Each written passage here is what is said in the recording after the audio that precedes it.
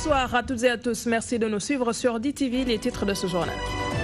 Massacre de Bofa Bayotte, le cerveau de l'attaque derrière les verrous. Il l'a planifié et exécuté pour le compte de 2 villages de la localité. Son nom, tué par le procureur de Ziguinchor pour des raisons de sécurité. Le commandant de la section de recherche de la gendarmerie rassure les populations. Khalifa Sall en délinquant financier doublé de traître. Déclaration d'Ahmad Suzanne Camara. Le coordonnateur adjoint du réseau des enseignants républicains condamne le maire de Dakar et lui demande d'avouer son crime. Le khalife général des Mourides loue le travail abattu par son prédécesseur durant son khalifa. Les chantiers à Touba, la mosquée de Massalikul Jinan à Dakar entre autres. Serigne Mountakha Bassirou Mbacké les chiffres à plus de 20 milliards de francs CFA. Les syndicats d'enseignants peuvent décolérer. Le ministre du Travail s'engage à injecter 32 milliards de francs CFA d'ici mars prochain pour régulariser les vacataires. Mansour Sy n'a pas manqué de lister les efforts consentis par l'État pour le secteur de l'éducation.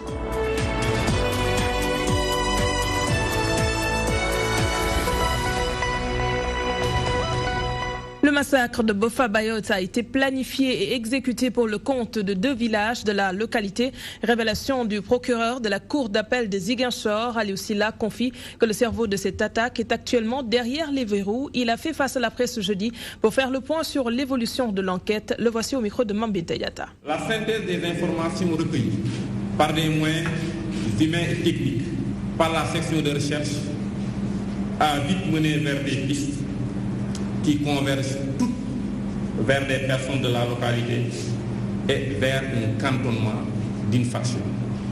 Les premières auditions réalisées et les données techniques recueillies ont donné une tournure décisive à l'enquête.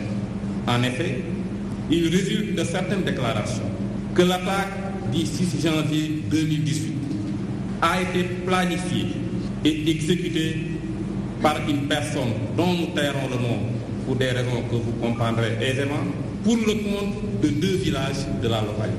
La décision a été prise lors d'une réunion et l'opération a été menée par des personnes de la localité avec un renfort d'hommes sous les ordres d'un lieutenant d'une faction qui s'est déplacé spécialement pour l'exécution de la tâche. La suite de l'enquête a permis d'identifier et de garder à vue celui qui aurait planifié toute l'opération et 15 autres personnes supposées avoir pris une part active dans les faits objet de la présente procédure.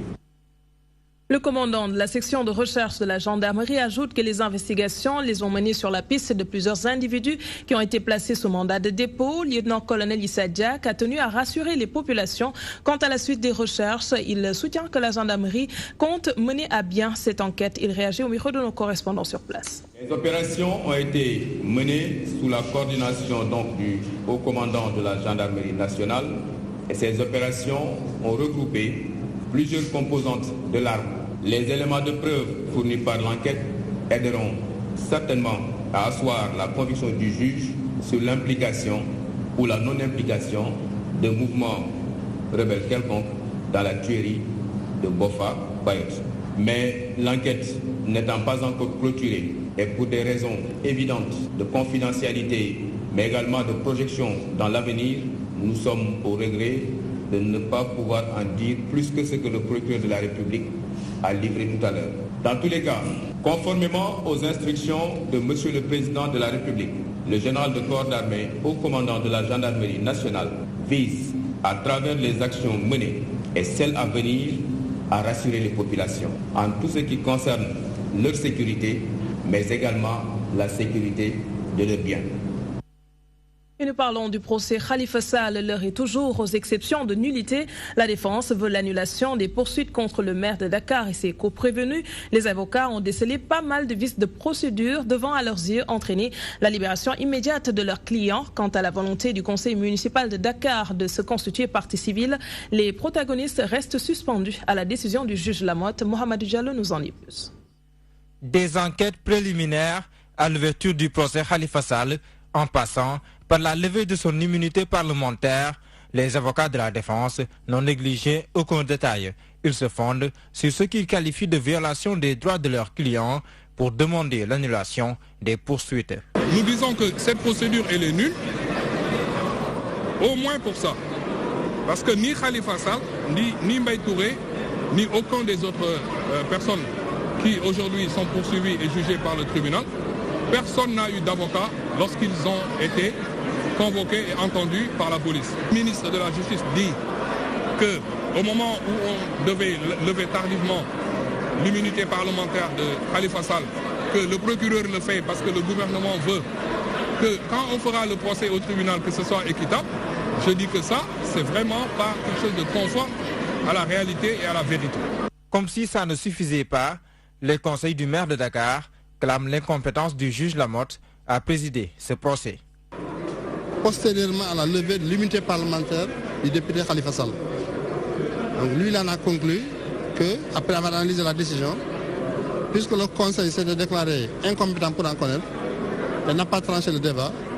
Donc ici aussi le tribunal correctionnel, qui est placé dans la hiérarchie en dessous du conseil, ne pouvait pas non plus en connaître. Le procureur de la République a pris l'engagement de donner des instructions pour que les avocats de la défense aient accès à leurs clients autant que faire se peut dans le cadre du respect des normes sécuritaires en milieu carcéral. Et ce, pour permettre au conseil de Khalifa Sall et compagnie de mieux peaufiner leur ligne de défense. Khalifa Sall est un délinquant financier, affirmation du réseau des enseignants républicains. Pour Ahmad Suzanne Camara, Khalifa Sall ne pourrait pas être blanc comme neige dans cette affaire de détournement. Puis il a été interpellé pour haute trahison. Concernant la plateforme revendicative enseignante, le coordonnateur adjoint du réseau martèle que le gouvernement a fait de gros efforts dans ce sens. Il invite les syndicats tout simplement à aller sur le terrain pour voir ce qui a été fait. Et Laj Moussabé a assisté à la rencontre. Le procès du maire de Dakar bat son plein, mais aux yeux du coordonnateur adjoint du réseau des enseignants républicains, l'inculpé demeure un dévoyé. S'il n'avait pas été arrêté sur l'affaire de la caisse d'avance, il aurait été interpellé pour connivence avec l'ennemi, fait-il savoir. C'est un délinquant financier. Si on ne l'avait pas arrêté aussi par rapport à cette affaire, on l'aurait arrêté pour haute trahison. Il s'associe à l'ennemi. Des gens tapis dans l'ombre qui sont même hors du Sénégal pour déstabiliser ce pays. Sur les revendications enseignantes, le républicain défend le régime et charge les syndicats. Par rapport au seul point d'achoppement, à savoir l'indemnité de logement, le gouvernement a fait des propositions concrètes. Il revient aux syndicats de rendre compte à leur base et de faire des contre-propositions, tout en évitant de faire dans la surenchère. Le processus électoral, autre point évoqué par l'enseignant, il plaide pour une augmentation de la caution et le contrôle de sa provenance. Ça doit aller jusqu'à 100 millions. Et maintenant, aussi contrôler ceux qui vont déposer leur caution. Comment ils ont fait pour l'avoir? Certainement, des candidatures seront parrainées. C'est pour cela qu'aussi on doit faire attention aussi à ce système de parrainage. Pour éviter aux Sénégalais le scénario noté lors des législatives, Ahmad Suzanne Camara invite toutefois à limiter le nombre de candidatures pour les prochaines échéances.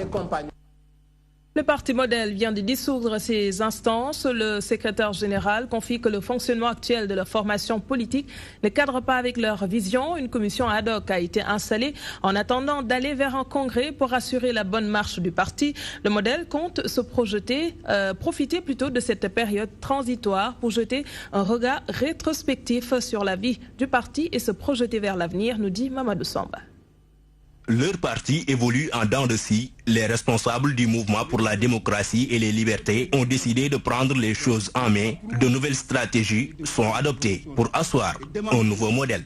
Le parti doit changer ses méthodes de travail et doit changer ses méthodes de direction. Donc nous avons estimé qu'il faut aujourd'hui, en tout cas, changer de direction, mettre en place un comité ad hoc, un comité qui va réfléchir sur les partis, sur son passé, son présent, son devenir, pour essayer de proposer une situation nouvelle.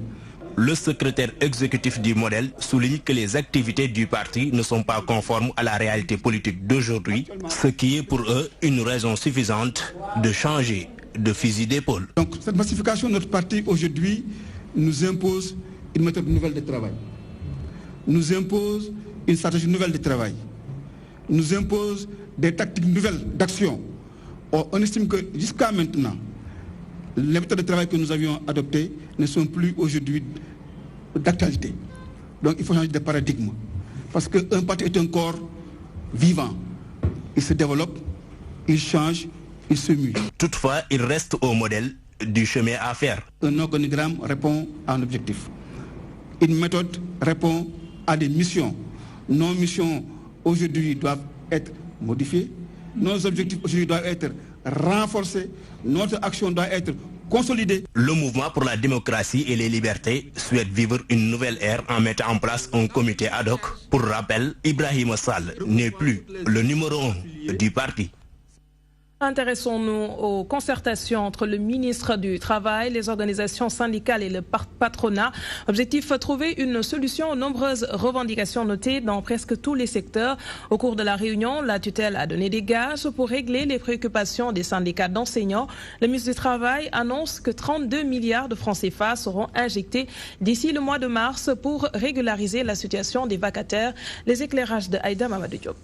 À enjeu nouveau, décision nouvelle, celle d'une concertation avec les représentants des différents syndicats des travailleurs et le patronat. La tutelle cherche ainsi à calmer les ardeurs vu les tensions notées ces derniers temps. Ainsi, le ministre du Travail assure et rassure quant au reclassement des vacataires, entre autres. L'État est décidé à mettre 32 milliards en plus de ce qui a été déjà consenti pour cette régularisation.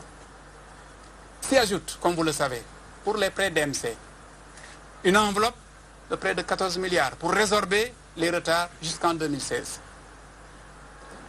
Vous êtes tous instruits du fait que 3,5 milliards vont être mis dans la cagnotte pour les AC. Et ça, c'est en mars 2018. Vous êtes informés du fait que l'État, sous la demande pressante des syndicats d'enseignants, s'est décidé à mettre 12 milliards de francs sur l'indemnité de logement des enseignants à partir de janvier 2019. L'éducation aura donc une part belle. L'État a décidé d'injecter 100 milliards de francs CFA pour la résorption des abris provisoires, ainsi améliorer les conditions de travail des enseignants, décision qui agrée les organisations syndicales. Nous avons apprécié les informations fournies par M. le ministre liées aux discussions dans le secteur public. Et étant entendu que ces discussions ont un impact dans le secteur éducatif, mais également nous avons d'autres secteurs qui restent à l'écoute. Toutefois, d'autres secteurs restent à l'écoute et les syndicalistes veulent être édifiés. Les organisations syndicales ont fait le tour avec monsieur le ministre.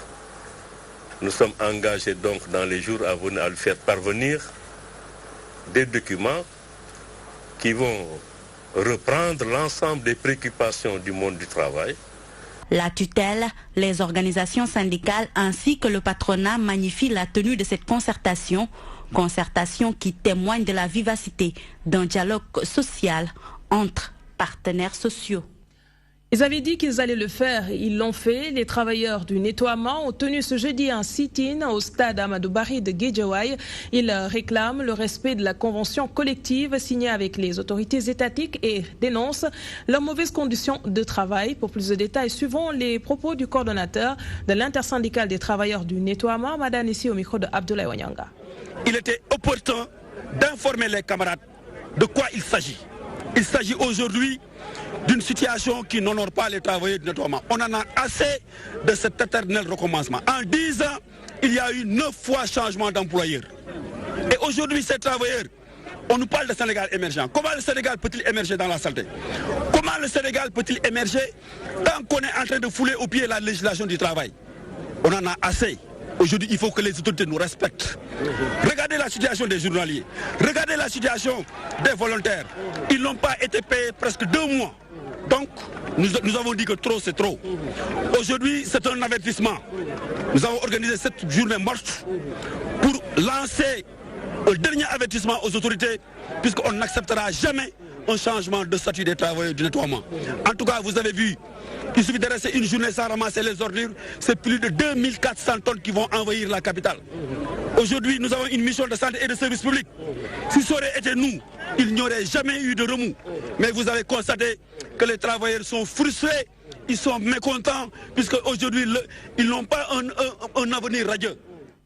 Le président français attendu à Dakar au mois de février prochain pour la conférence sur le financement du partenariat mondial pour l'éducation. Guy Marius Sagna et ses camarades comptent profiter du séjour du président Emmanuel Macron pour exiger la sortie du franc CFA. La France, surtout, décrier la politique migratoire de ce pays, les accords de partenariat économique. Ils ont prévu de tenir un sit-in devant l'ambassade de France. Les détails avec Mariam Biramba.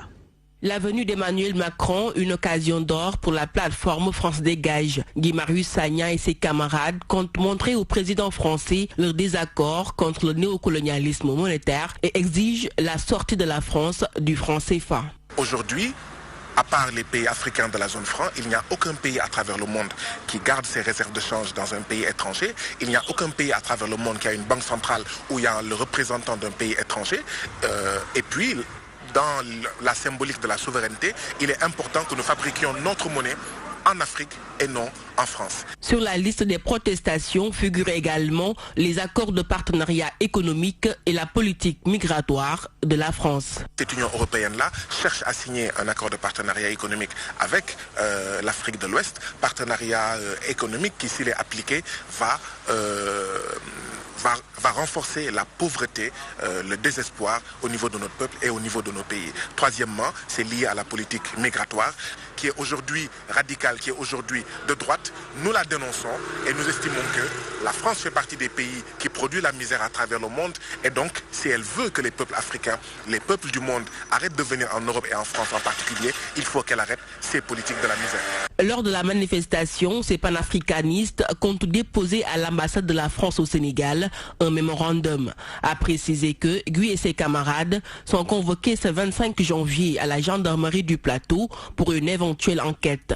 Reste à savoir si l'administration de Macky Sall va autoriser cette manifestation. Première sortie officielle du nouveau calife général des Mourides, Serigne Mountakha Bassirou Mbacké, reste le bilan de son prédécesseur. Ses chantiers à Dakar et Touba sont évalués à plus de 20 milliards de francs CFA. Serigne Mountakha Bassirou Mbacké rencontrait les petits-fils de Serigne Touba à la résidence Khadimou Rassoul pour dresser un bilan exhaustif du califat de Serigne Sidi Martar. Son porte-parole Serigne Bassirou Mbacké Abdou Khadre au micro d'Elhadj Modou Gueye. Le premier acte posé par le défunt Khalife général des Mourides, c'est de confier les travaux de la maison de Serigne Touba Khadim Rassoul située à Darou Marnan au Darar Madlaboul Fawzeyni, qui prenait en charge les travaux sous l'instruction de Serigne Saliou Mbacké. Mais à un moment donné, les travaux n'ont pas avancé. C'est par là qu'il a débloqué 500 millions de francs CFA, une somme qui a été mise à la disposition de Serigne Mountakha Bassirou Mbacké pour l'achèvement des travaux. Et grâce à ses efforts et son engagement, 2 nouveaux bâtiments ont été érigés, ce qui est évalué globalement à plus d'1,7 milliard de francs CFA. Sur le plan de l'éclairage public, le marabout a décaissé plus de 300 millions de francs CFA. Sur le plan de l'hydraulique, il a aussi dépensé plus de 400 millions de francs CFA. En ce qui concerne les travaux de la grande mosquée de Touba, qui ont mobilisé plus de 6 entreprises avec l'électrification et autres, ont absorbé plus de 7 milliards de francs CFA. Pour la mosquée Massalikul Jinan, idem. Plus de 20 milliards de francs CFA ont été injectés dans les travaux, autant de réalisations qui sont faites sans compter les non-cités.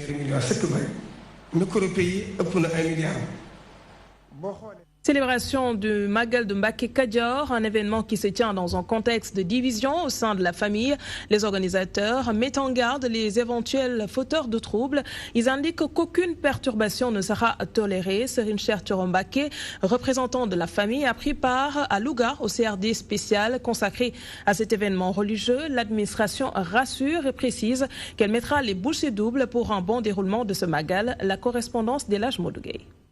Le calife des Mourides nous a quittés le 9 janvier 2018. Le Magal de Mbacké Kadior est prévu le 15 février prochain. Mais déjà, l'État rassure que rien ne sera de trop pour une réussite de ce grand événement religieux qui marque la naissance de Serigne Bara Mbacké Khadim Rassoul, père de l'ex-calife des Mourides.